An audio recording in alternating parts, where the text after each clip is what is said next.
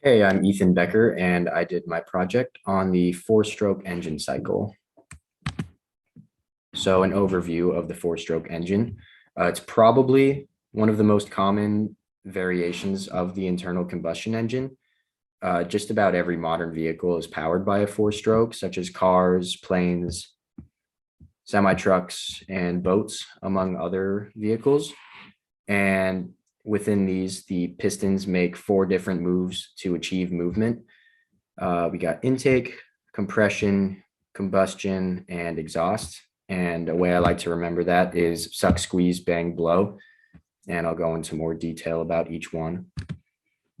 So first we have intake. And in this position, the intake valve is open and the exhaust valve is closed. And the piston moves from the top to the bottom. And the area above the piston, while it's in the down position, sucks in air and fuel from the intake because the negative pressure is created as it moves down because there's no place for air to get in except for the intake valve. And after this, we have compression, where the intake valve and the exhaust valve is closed to create a little chamber there.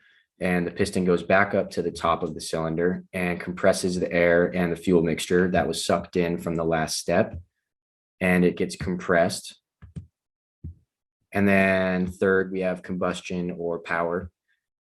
And in this situation, both the valves are still closed. And after the piston has compressed from the last step, a spark plug at the top of the cylinder ignites the mixture, which causes an explosion.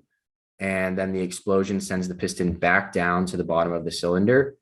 And as it goes down, it rotates the crankshaft that's connected to the piston. And then lastly, we have the fourth stroke, which is exhaust.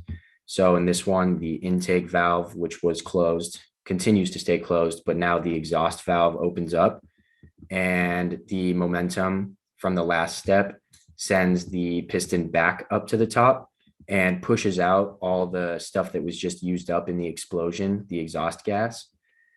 And it moves it away from the chamber that was created. And there are differences between the four stroke and the two stroke. In the two stroke, there are no valves.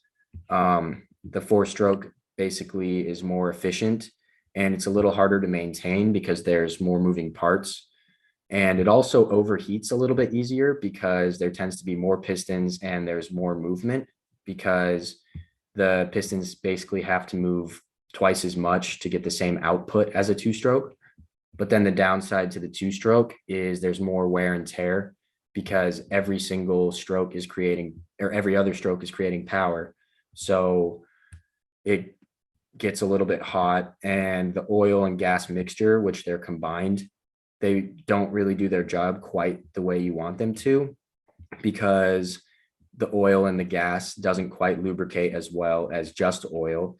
And then the gas doesn't quite ignite as well because there's oil mixed into it. So it's not quite as efficient. And it also leads to more harmful emissions into the atmosphere because not all the gas gets burned. And then aircraft applications.